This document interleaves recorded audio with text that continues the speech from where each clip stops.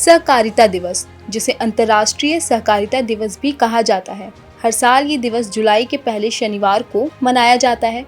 इस साल इस अवसर पर गृह मंत्री और सहकारिता मंत्री अमित शाह ने गुजरात के गांधीनगर में सहकार से समृद्धि सम्मेलन को संबोधित किया। इस दौरान अमित शाह ने किसानों के लिए नैनो उर्वरक की खरीद पर 50% सहायता योजना की शुरुआत की और भारत ऑर्गेनिक आटा का भी उद्घाटन किया। नैनो उर्वरक सब्सिडी योजना भारतीय सरकार द्वारा शुरू की गई एक पहल है, जिसका उद्देश्य छोटे और प्रभावी उर्वरकों का उपयोग बढ़ाना है। इस योजना के तहत नैनो उर्वरकों पर किसानों को सब्सिडी दी गई है ताकि किसान इन्हें आसानी से सस्ती दरों पर खरीद सके। इसकी जरूरत क्यों पड़ी? तो इसका पहला कारण उर्वरकों की अधिक खपत।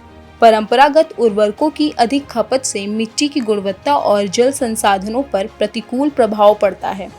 दूसरा, लागत में वृद्धि। बड़े पैमाने पर उर्वरकों की आवश्यकता ने किसानों की लागत बढ़ा दी है। तीसरा, पर्यावरणीय प्रभाव। भारी मात्रा में उर्वरकों के उपयोग से पर्यावरणीय समस्याएं बढ़ रही हैं, जैसे कि जल प्रदूषण। चौथा, उत्पादन में सुधार। नैनो उर्वरक की कम मात्रा भी अधिक प्रभावी होती है, जिससे फसलों की उत्पादकता बढ़ सकती है। इसके कई फायदे भी हैं। पहला, कम खपत। नैनो उर्वरक की कम मात्रा में अधिक उत्पादक फसल होती है। दूसरा, बेहतर पोषण। पौधों को आवश्यक पोषण तत्वों की सही मात्रा मिलती है। तीसरा, लागत में कमी।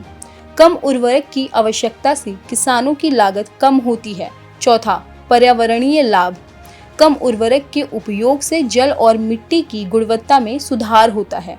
पांचवा, उत्पादन वृद्धि। फसल की गुणवत्ता और मात्रा दोनों में वृद्धि होती है। भारत ऑर्गेनिक गेहूं आटा के भी कई फायदे हैं। पहला, पोषण से भरपूर। ऑर्गेनिक गेहूं में अधिक पोषक तत्व होते हैं क्योंकि इसमें किसी भी प्रकार के रासायनिक उर्वरक और कीटनाशकों का उपयोग नहीं किया जाता। दूसरा, स्वास्थ्य लाभ।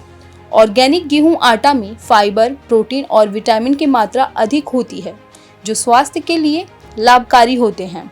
तीसरा, रासायनिक मुक्त। यह आटा किसी भी प्रकार के हानिकारक रसायनों से मुक्त है और इसे खाने से कोई साइड इफेक्ट नहीं होते।